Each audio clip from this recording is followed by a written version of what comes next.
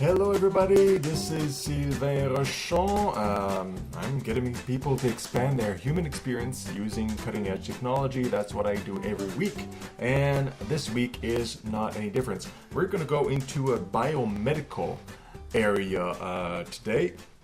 We're going to be talking about healthcare versus sick care.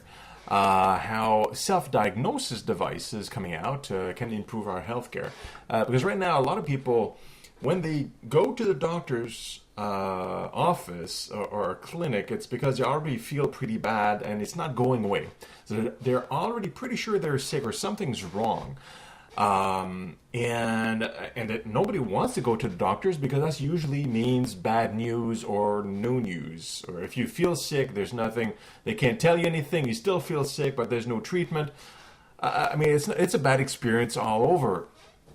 Unless you're going for a physical and then you're worried, well, maybe they're going to find a cancer or something, even though you do still feel okay. So it's not very cool, which is why some people call it sick care. You're really getting cared for while you're sick. What we want to do, because of technology, we can do more like healthcare. And let me tell you how. Advancements in technology, and especially in artificial intelligence, and a bunch of sensors that are available to us, allow us now to do self-diagnosis using devices such as our smartphones, which have a camera, and you can text into it and all that stuff.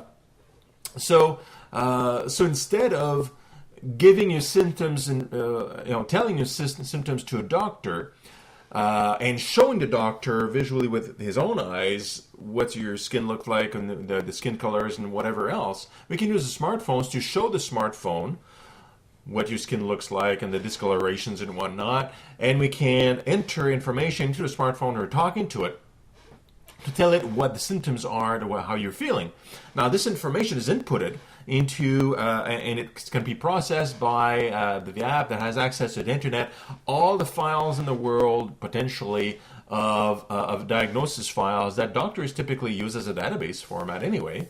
And an AI, a learning AI, especially valuable, can look into all these data sets and determine, based on your symptoms and your experience, what exactly are the potential things that are going wrong. And that's really the process a doctor goes through. They do initial checkups, basically as a visual, and they determine, well, it could be this, could be that, or I'm going to forward you to a specialist. And that means they're not really sure, but a specialist in a certain area has more information and more experience. So it goes through that kind of deterministic process to diagnose what's really going on.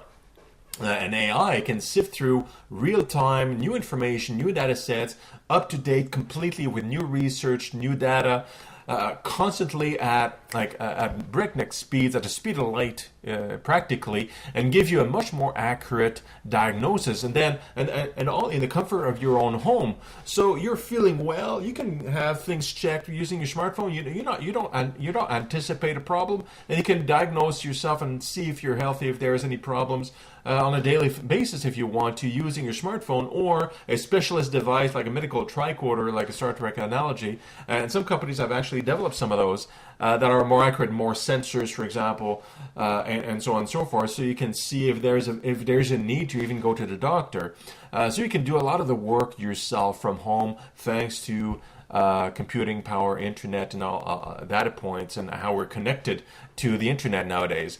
So what does that mean? That means people are less scared of the whole process because it's in your day-to-day life, and most of the time nothing's going on, it's all good. You're just kind of checking yourself once in a while for all little things. Diagnoses generally are good and positive, and if there's a small sign of something wrong, then the app's going to tell you, well, maybe you should check with your doctor further and get further tests like a blood test and things like that we can't currently get as far as data. But that would be coming if we ever have like nanochips floating in our bloodstream providing data, that kind of thing. Then we're going to have live bloodstream information. And when something kind of goes weird, we have like very, very quick bloodstream, a blood diagnosis fed into our smartphone, so that diagnosis for things that are more complicated or more dangerous can be diagnosed as soon as things kind of change and you kind of fit profiles that are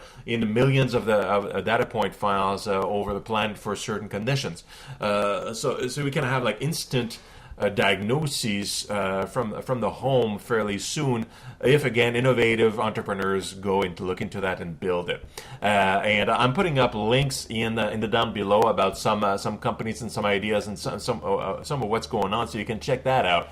And it's a very exciting field because we all want to be healthy, and we don't want to have only 3 months to live if we have a stage 4 cancer discovered way late at the doctor's office on a yearly physical.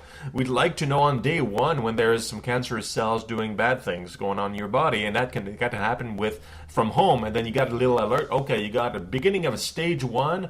Take this pill and it'll all go away, kind of deal. No cancer, no death in 2 years, things like that. That's great, fantastic news combined with, of course, research in genetic engineering, genetic editing to help alleviate some of those problems and cure some of those heavier, deadly diseases that are on our minds sometimes. So the whole process of health can become much lighter, much healthier. And so that means socially, a lot of people are healthier all the time. We're all happier. Everything's going well. So let's push that in the right direction, guys. We're entrepreneurs. We're innovators.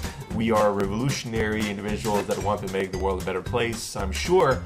And it's all happening. So enjoy it, use it, encourage it. And I'll speak to you next week with something different to talk about. Ciao.